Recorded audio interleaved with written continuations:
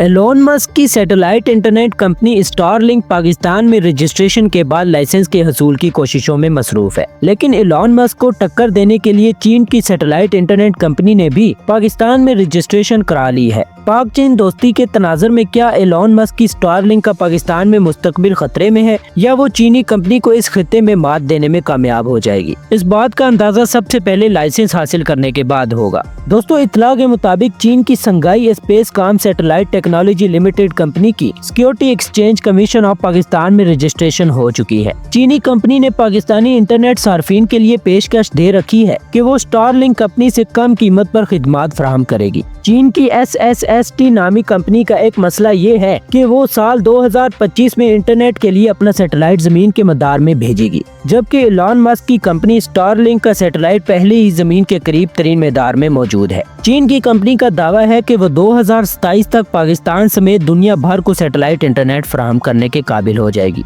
जबकि अमेरिका चीन की इस पेशरफ्त को रोकने की कोशिश में है। चीन का दावा है कि वो 2030 तक 30,000 के करीब छोटे बड़े सैटेलाइट खला में पहुंचाएगा। स्टारलिंक कंपनी भी पाकिस्तानी सार्फिन के लिए बेहतर पैकेज की पेशकश दे रही है, ताहम इस अमेरिकी कंपनी को इस खित्ते में लैंडिंग के लिए सिक्योरिटी क्लियरेंस के सख्त मराहल से गुजरना पड़ रहा है, जबकि पाक चीन दोस्ती के पर एतमाद फिजा में चीनी कंपनी को सिक्योरिटी क्लियरेंस में आसानी होगी। ताहम ये इस बात पर मुनहसर है कि क्या वो स्टारलिंक से पहले पाकिस्तान में इंटरनेट सर्विस फराहम कर पाएगी। दोस्तों, इससे पहले समुंदर में फाइबर केबल के जरिए दुनिया को इंटरनेट फराहम करने में अमेरिका, जापान और फ्रांस की कंपनियों की इजारादारी है, और चाइनी इदारे को समुद्री रास्ते देने में अमेरिका सबसे बड़ी रुकावट है। लेकिन अब सैटेलाइट इंटरनेट सर्विसेज के लिए चीन भी अमेरिका और इसके इत्तेहाद के मुकाबले के लिए मैदान में खुलकर सामने आ चुका है। इस वक्त 1.4 मिलियन किलोमीटर फाइबर केबल समुद्रों से गुजरकर दुनिया के कई ममालिक को खिदमत फराहम कर रही है। अमेरिका ने पाबंदियों के जरिए चीनी इदारे के केबल के रास्ते में रुकावट पैदा कर रखी है,